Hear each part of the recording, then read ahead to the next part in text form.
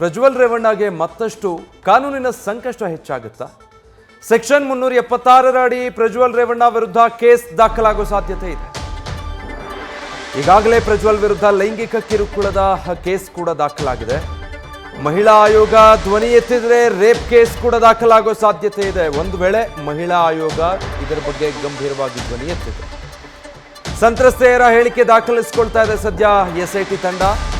ದೂರುದಾರೆಯ ಹೇಳಿಕೆ ಹಾಗೂ ವಿಡಿಯೋಗಳ ಫುಟೇಜ್ ಅನ್ನ ಕಲೆ ಹಾಕಿ ಎರಡು ಆಧಾರದ ಮೇಲೆ 376 ಅಡಿ ಕೇಸ್ ದಾಖಲಾಗೋ ಸಾಧ್ಯತೆ ಇದೆ. ಒಂದು ವೇಳೆ ಹಾಗಾದ್ರೆ ಪ್ರಜ್ವಲ್ ರೇವಣ್ಣಗೆ ಈಗಿರುವಂಥ ಕಾನೂನಿನ ಸಂಕಷ್ಟ ಇನ್ನಷ್ಟು ಹೆಚ್ಚಾಗಬಹುದು.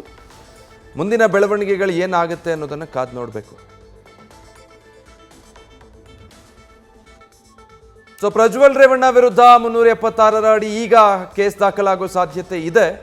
ಈಗಾಗಲೇ IPC ಸೆಕ್ಷನ್ 354A 354D ಈ ಸೆಕ್ಷನ್ಗಳ ಅಡಿ ಕೇಸ್ ದಾಖಲಾಗಿದೆ. ಲೈಂಗಿಕ ಕಿರುಕುಳ ಅಂತ ಸದ್ಯ ಕೇಸ್ ದಾಖಲು ಮಾಡ್ಕೊಂಡಿದ್ದಾರೆ ಪೊಲೀಸರು. ಒಂದು ವೇಳೆ ಏನಾದರೂ ಮಹಿಳಾ ಆಯೋಗ ಧ್ವನಿ ಎತ್ತಿದ್ರೆ ಅಲ್ಲಿ ರೇಪ್ಗೆ ಅಳವಡಿಸಬೇಕಾದಂತಹ ಸೆಕ್ಷನ್ ಅನ್ನು ಇನ್ಕ್ಲೂಡ್ ಮಾಡಿದ್ರೆ ಆಗ ಪ್ರಜ್ವಲ್ ರೇವಣ್ಣಗೆ ಇನ್ನು ಹೆಚ್ಚಿನ ಸಂಕಷ್ಟ ಎದುರಾಗುತ್ತೆ. ಮುಂದಿನ ದಿನ ರೇಪ್ ಕೇಸ್ನ ಸೆಕ್ಷನ್ ಕೂಡ ಹಾಕೋ ಸಾಧ್ಯತೆ ಹೆಚ್ಚಾಗಿಯೇ ಇದೆ. ಒಂದು ಕಡೆ ವಿಡಿಯೋಗಳನ್ನು ಪರಿಶೀಲನೆ ಮಾಡ್ತಾ ಇದ್ದಾರೆ. 376 ಅಡಿ ಕೇಸ್ ಆಗೋ ಸಾಧ್ಯತೆ ಕೂಡ ಇದೆ. ಲೈಂಗಿಕ ದೌರ್ಜನ್ಯ ಅಂತ ಸದ್ಯಕ್ಕಿರೋದು ಕೇಸ್ ಲೈಂಗಿಕ ದೌರ್ಜನ್ಯ ಅಷ್ಟೇ. ಅದಕ್ಕೆ ರೇಪ್ ಕೇಸ್ ಆ್ಯಡ್ ಆದರೆ ಇನ್ನೂ ತೊಡಕನ್ನು ಎದುರಿಸಬೇಕಾಗುತ್ತೆ.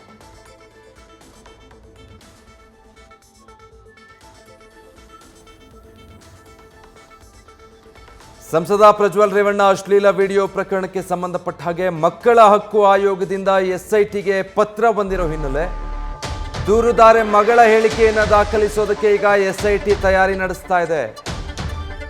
ಮಕ್ಕಳ ಆಯೋಗದ ಕೌನ್ಸಿಲರ್ಗಳ ಸಮ್ಮುಖದಲ್ಲಿ ಹೇಳಿಕೆ ನೀಡೋದಕ್ಕೆ, ಹೇಳಿಕೆ ಪಡ್ಕೊಳ್ಳೋದಕ್ಕೆ SIT ಈಗ ಸಿದ್ಧತೆ ಮಾಡ್ತಾ ಇರೋದು. ಕೌನ್ಸಿಲರ್ ಸಮ್ಮುಖದಲ್ಲಿ ಹೇಳಿಕೆ ದಾಖಲಿಸೋದಕ್ಕೆ ತಯಾರಿ ಮಾಡ್ಕೊಳ್ತಾ ಇದ್ದಾರೆ. ಇದು ಮತ್ತಷ್ಟು ಗಂಭೀರತೆ ಪಡೆದುಕೊಳ್ಳುತ್ತೆ. ಮಕ್ಕಳ ಆಯೋಗ ಕೂಡ ಎಂಟ್ರಿ ಕೊಡ್ತಾ ಇರೋದ್ರಿಂದ ಏನು ಹೇಳಿಕೆ ದಾಖಲಾಗುತ್ತೆ ಅನ್ನೋದು ಪ್ರಮುಖ ಪಾತ್ರ ವಹಿಸುತ್ತೆ. ಡೀಟೇಲ್ಸ್ ಕೊಡ್ತಾರೆ ನಮ್ಮ ಪ್ರತಿನಿಧಿ ಶಿವಕುಮಾರ್. ಈಗ ಮಕ್ಕಳ ಆಯೋಗ ಪ್ರಕರಣಕ್ಕೆ ಎಂಟ್ರಿ ಕೊಟ್ಟಿರೋದ್ರಿಂದ ಈಗ ದಾಖಲಾಗೋ ಹೇಳಿಕೆ ಕಾನೂನಿನ ಸಂಕಷ್ಟ ಇನ್ನಷ್ಟು ಹೆಚ್ಚಾಗಬಹುದು ಅನ್ಸತ್ತಾ? ವಿಜಯ್, ಖಂಡಿತವಾಗ್ಲೂ ಪ್ರಕರಣದಲ್ಲಿ ಅಶ್ಲೀಲ ವಿಡಿಯೋ ವೈರಲ್ ಪ್ರಕರಣಕ್ಕೆ ಸಂಬಂಧಪಟ್ಟಂತೆ ಮಕ್ಕಳ ಆಯೋಗದ ಅಧ್ಯಕ್ಷರು ಕೂಡ SIT ಮುಖ್ಯಸ್ಥರಾದಂತಹ BK ಸಿಂಗ್ ಅವರಿಗೆ ಪತ್ರವನ್ನು ಬರೆದಿರುವಂತದ್ದು.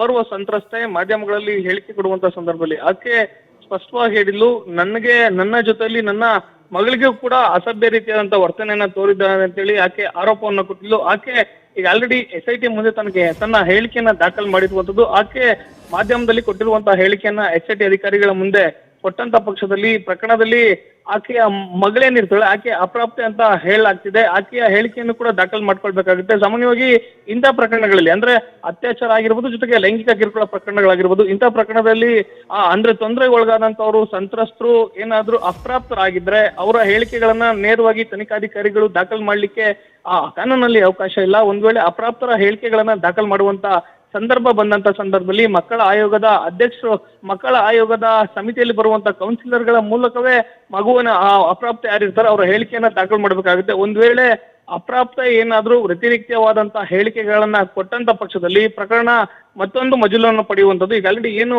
ಹೊಳೆ ನರಸೀಪುರದ ದಾಖಲಾಗಿರುವಂತಹ ಪ್ರಕರಣವನ್ನ SIT ಟೇಕ್ ಓವರ್ ಮಾಡಿದೆ. ಆ ಪ್ರಕರಣ ಜೊತೆಯಲ್ಲಿ ಮತ್ತೊಂದು ಪ್ರಕರಣ ಅಡಿಷನಲ್ ಆಗಿ ದಾಖಲಾದ್ರೂ ಕೂಡ ಅನುಮಾನ ಇಲ್ಲ. Vijay, okay, thank you Shivakumar.